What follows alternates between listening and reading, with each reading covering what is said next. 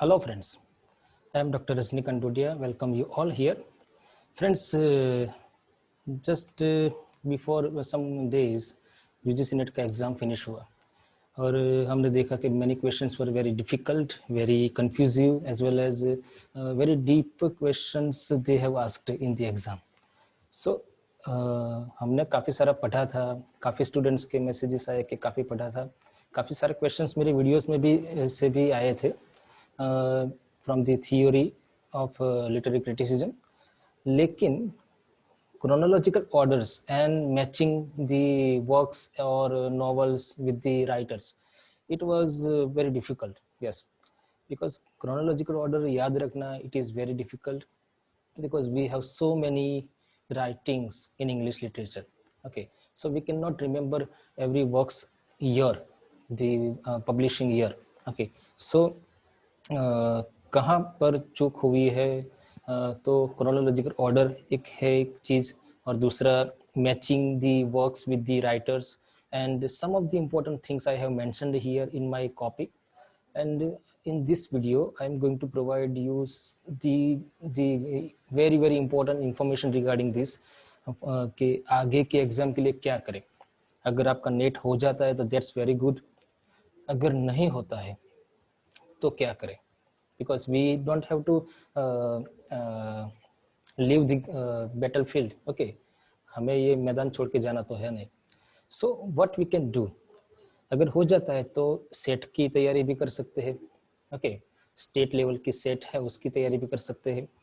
और अगर नहीं होता है तो नेट की तैयारी और सेट की तैयारी दोनों कर सकते हैं. एज वेल एज पीएचडी अगर किसी को देना है तो पीएचडी के एंट्रेंस का भी तैयारी हो सकता है इसके बेस पे. एमफिल का भी तैयारी हो सकता है, टीजीटी पीजीटी का भी तैयारी हो सकता है, because English literature is everywhere. Okay, many fields are there in which the exams are taken based on the points of English literature.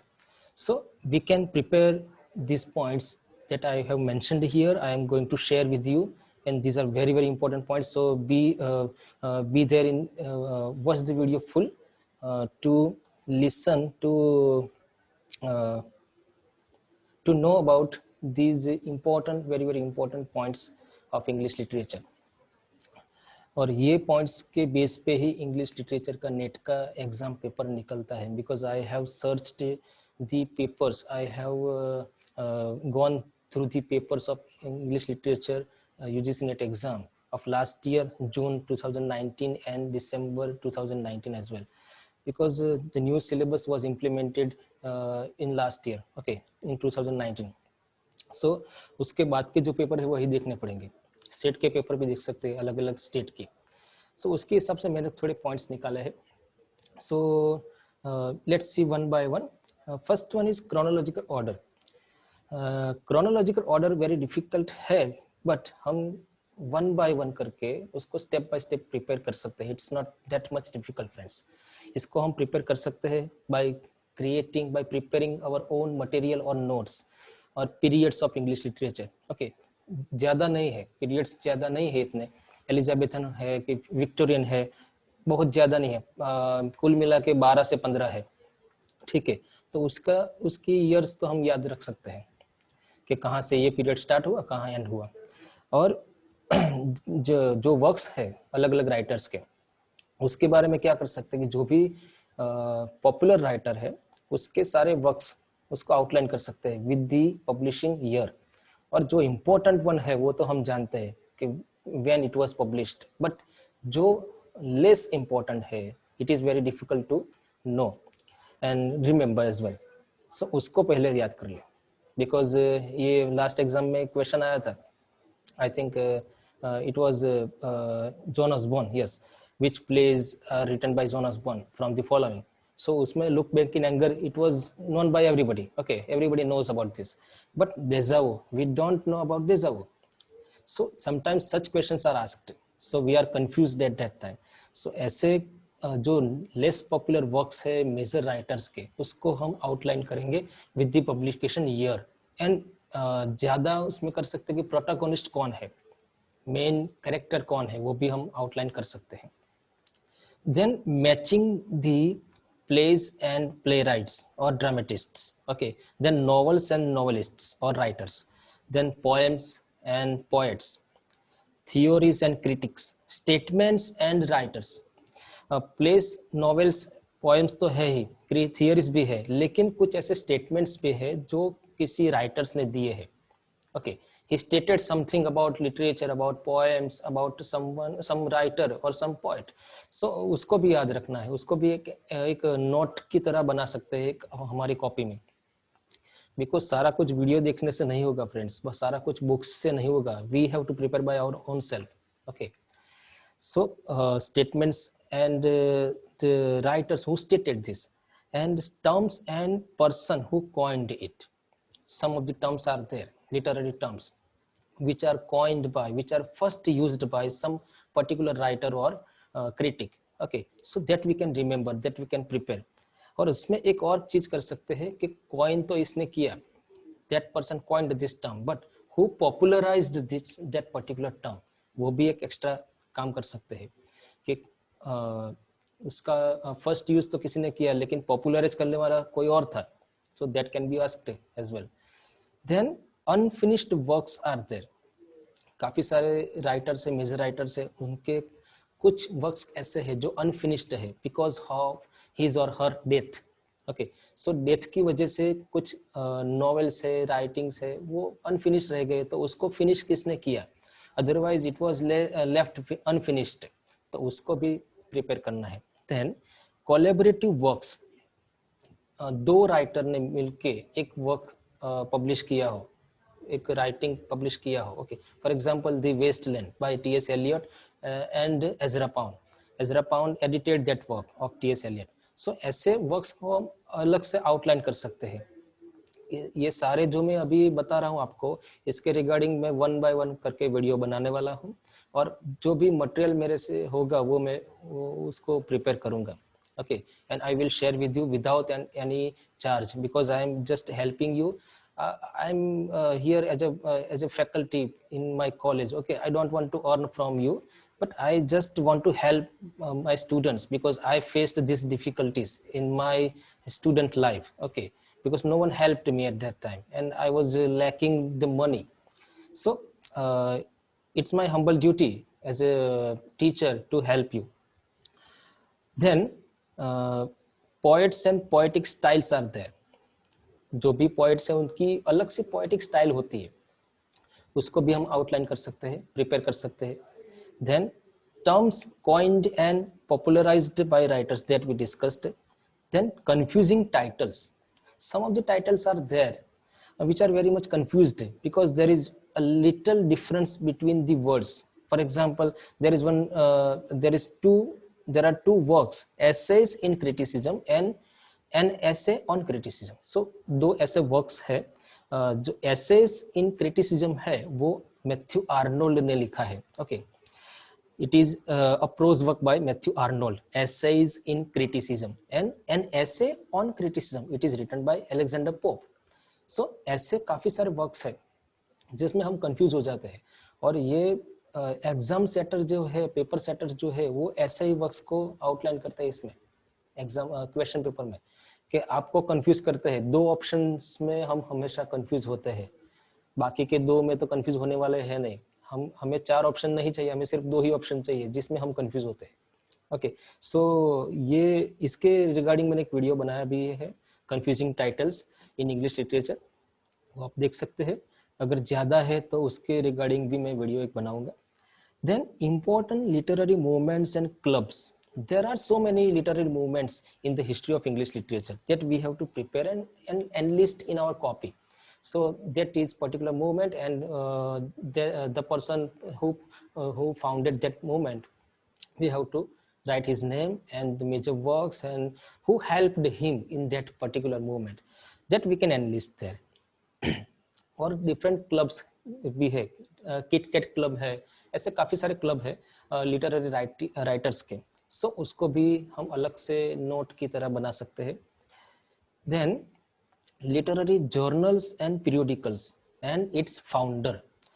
Journals जो भी है इंग्लिश लैंग्वेज के, इंग्लिश लिटरेचर के, और पीरियोडिकल्स, उसके बारे में एक नोट बना सकते हैं, हम एक मटेरियल प्रिपेयर कर सकते हैं। जर्नल उसके फाउंडर का नाम है और in which year it was published first and with how many copies and on which days, okay, because many questions are asked regarding the copies, how many copies were published in that particular journal and in which year, for how many years it was published in the history, okay, so such questions are asked in the exam, so usko hum aise prepare kar sakte hain. Then figures of speech, figures of speech काफ़ी कम question होते हैं इसके, 2 या 3 question ये पूछते हैं, लेकिन हमें तो एक एक क्वेश्चन हमारे लिए बहुत इंपॉर्टेंट है इन एग्ज़ाम। सो जो भी एक क्वेश्चन है फिगर्स ऑफ स्पीच के बारे में, तो 1 बाय 1 फिगर्स ऑफ स्पीच को हम प्रिपेयर कर सकते हैं विद एग्जांपल्स, उसको समझना पड़ेगा because there is very little difference between 2 और 3 figures of speech, okay, oxymoron, paradox, बहुत कम डिफरेंस होता है दोनों में, तो वो डिफरेंस हमको समझना है। तो for that I will create one video as well. Then measure recommendations by various commissions of education. So there are a lot of commissions set up in India regarding educational development, okay, so काफी सारे commissions है, Sadler commission, Calcutta commission, Radhakrishnan commission is there, then Woods dispatch, before independence and post independence, so सारे commissions के बारे में जानना पड़ेगा। क्या जान सकते हैं? their chairman, who was their chairman, then their major recommendations, okay, higher education के जो कमीशन है उसको ज़्यादा एम्फेसिस करना पड़ेगा because we are going for higher education job, that's why जो सेकेंडरी एजुकेशन कमीशन है उसको ज़्यादा रिफर नहीं करेंगे तो चलेगा, लेकिन जो हायर के है यूनिवर्सिटी एजुकेशन कमीशन जैसे, तो उसको रिफर करना पड़ेगा, और लैंग्वेज के बारे में क्या उसमें रिकमेंड किया है, that we have to identify and we have to prepare, okay. So regarding that as well, I am going to prepare one video. Then friends, at the end comes language part, English language, okay. So IMP points, IMP facts of the history of English language in India, उसको ही prepare करना है। किसने यहाँ पर उसको popularise किया, किसने first initiate किया था इंग्लिश को, वॉज इट मैकोले और वॉज इट चार्ल्स ग्रांट, सो उसको प्रिपेयर करना पड़ेगा। Then types of grammar, vowels, etc. Different aspects are there in language. So वो सभी को हमको प्रिपेयर करना पड़ेगा 1 by 1। इसके रिगार्डिंग हम नोट्स बना सकते हैं, मटेरियल बना सकते हैं, और इसके पीछे थोड़ा खुद से काम करना पड़ेगा, by watching videos, by reading materials, by reading the books, okay। हम बुक्स के द्वारा नोट्स बना सकते हैं, वीडियोस के द्वारा बना सकते हैं, स्टडी मटेरियल जो भी ऑनलाइन मिलता है उसके द्वारा बना सकते हैं, लेकिन खुद का बनाना पड़ेगा, जिससे क्या होगा कि आपका 50% तो वो रिमेम्बर आपको हो जाएगा, और other 50% we have to read it, okay, you have to revise and revise. और 4 से 5 महीने का टाइम होता है बिटवीन 2 एग्जाम्स। अभी कोविड-19 का सिचुएशन है, so we can not be sure that when will be the next UGC NET exam will be conducted, okay. So अभी के लिए तो ऐसा ही है कि हम इसको छोड़ना नहीं है, अभी इसको कंटिन्यू ही रखना है, जो भी प्रिपरेशन है थोड़ा कम कर दीजिए, ऐसा हो तो थोड़ा रिफ्रेशमेंट ले लीजिए, कम कर दीजिए कि आज इतना नहीं पढ़ूंगा, आज ज़्यादा जल्दी नहीं उठूंगा कि नहीं उठूंगी, एक आध घंटा पढ़ ले तो it's better, not a big issue, okay। And one more thing I forgot, research in literature, okay, research methodology in literature। Literature के जो स्टडीज होते हैं PhD और MPhil लेवल पे, उसमें कौन सी रिसर्च मेथड्स यूज होती है, ओके, और रिसर्च के जो भी स्टेप्स है, थीसिस के कौन से स्टेप्स है, रिपोर्ट के कौन से है, प्रपोजल के कौन से है, और सिनॉप्सिस के कौन से है, that we have to identify and we have to prepare, उसको एनालिसिस करना पड़ेगा 1 by 1, उसको जानना पड़ेगा, ओके। हाइपोथेसिस क्या है, हाइपोथेसिस के क्या कौन कौन से टाइप्स है, सैम्पलिंग के टाइप्स क्या है, पॉपुलेशन क्या है, सो ये सबको 1 by 1 जानना पड़ेगा। Okay, with examples. एग्जांपल्स जरूर है, बिकॉज एग्जांपल्स के द्वारा ही हमको वो अंडरस्टैंड होगा, otherwise we won't understand it properly without examples. So friends, ये सारी चीज़ें हैं, और ये सारी चीज़ें मैं अभी मेरे जो नेक्स्ट वीडियोस जो आने वाला है on my YouTube channel, I will include all this things, but first of all I will be including the chronological order, which is very difficult part here in this copy. Okay, in this copy it is very difficult point, and I have mentioned it and on the very first number. So it is very difficult to remember. So one by one उसको सीखेंगे, एक video से काम होगा नहीं इसका, 10-15 video तो बनाने पड़ेंगे, तभी ये याद होंगे, अदरवाइज नहीं होंगे। और ईयर्स के रिगार्डिंग तो हमने देखे कि भाई नंबर्स का जब भी मामला आता है तो तब हमको समझने की बजाय थोड़ा समझना पड़ता है, लेकिन ज़्यादा उसको रट्टा मारना पड़ता है, तभी ये याद रहते हैं, अदरवाइज नहीं रहते। थोड़ा रेफरेंस से याद रखना पड़ता है। Reference means के for example Shakespeare was there, Shakespeare was in the Elizabethan age, और modern writer T.S. Eliot is there, so T.S. Eliot 20th century का राइटर है, तो वो रेफरेंस हमारे पास है कि भाई क्रोनोलॉजिकल ऑर्डर में अगर T.S. Eliot का वर्क है और शेक्सपियर का भी है, तो शेक्सपियर का वर्क है वो पहले ही आएगा, because with reference to the period of English literature we can remember it. Okay, और उसके हिसाब से T.S. Eliot का, सो ये रेफरेंस के हिसाब से हमको याद रखना पड़ेगा, सब कुछ रट्टा भी नहीं करना है, ठीक है। सो ये सारे पॉइंट्स हैं। और एक और चीज रिगार्डिंग द कट ऑफ और the merit of this exam of 2020।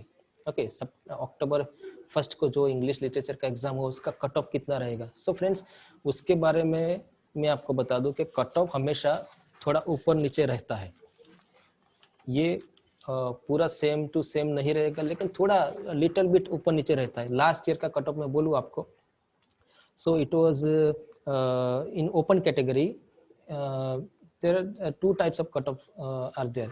So first one is non JRF and then JRF. Non JRF means only for assistant professorship, then for JRF plus assistant professor. So JRF का तो up ही रहेगा, because उसका merit हमेशा up रहता है। और open OBC SC ST and EWS 5 categories में इसका मेरिट आएगा। PW इज डिफरेंट वन, उसका भी आता है, लेकिन ये 5 मेजर है। सो ओपन में हमें देखे तो ओनली फॉर असिस्टेंट प्रोफेसर के लिए हम देखे ओपन में, तो लास्ट ईयर कितना था, तो लास्ट ईयर इट वाज 54.67 54.67। सो ऐसे देखे तो 55% कट ऑफ था इसका फॉर ओनली असिस्टेंट प्रोफेसर। और इसका मार्क्स कितना होता है, 300 में से कितना मार्क्स होगा, तो इतना होगा, तो 164 अगर आपका मार्क्स आता है out of 300 in both the papers of UGC NET English literature, so आपका ओपन में कट ऑफ इतना हो जाएगा। सो ये लास्ट ईयर का एग्जांपल है friends. So 164 for open category, then for OBC category it was 146 last year. 146 marks जिसका है उससे ज्यादा है वो उसमें क्वालिफाई हुआ था। Then for SC it was 138 marks and for ST it was 134 marks and for EWS it was 148 marks. So ये जो भी मार्क्स है उससे अब जिसका मार्क्स आया था लास्ट ईयर वो क्वालिफाई हुआ था। और इस साल देखिए तो इस साल तो एग्जाम्स थोड़ा टफ था, exam was little tough this year. सो हो सकता है कि एकाध पॉइंट एकाध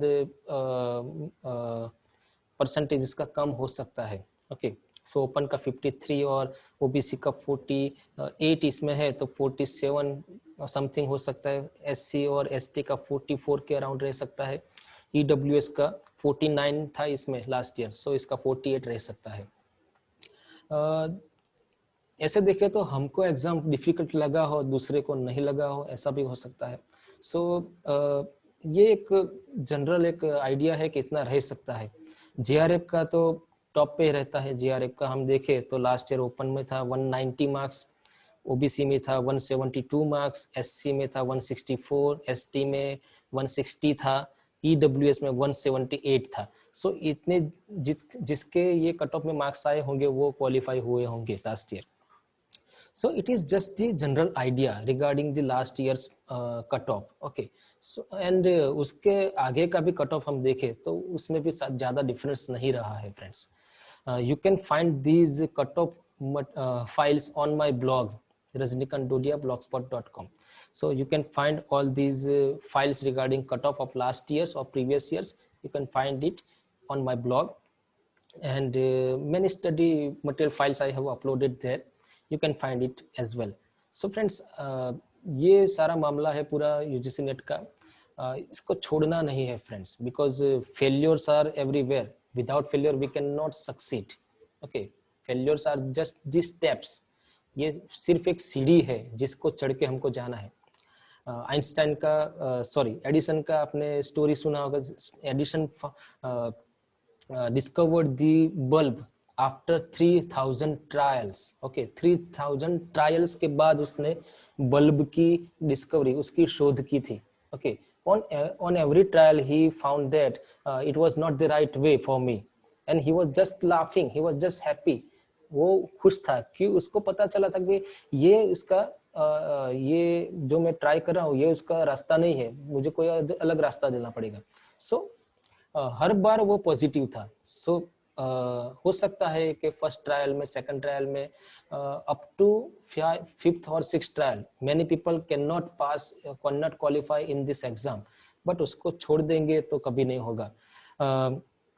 In fact, after 5 or 6 trials, you will be able to get more marks. Yes, because आपने 5 या 6 सीढ़ी चढ़ ली है और आपको अभी एक ही सीढ़ी चढ़नी बाकी है. ये भी तो हो सकता है कि आप नेक्स्ट ट्रायल में पास भी हो जाए.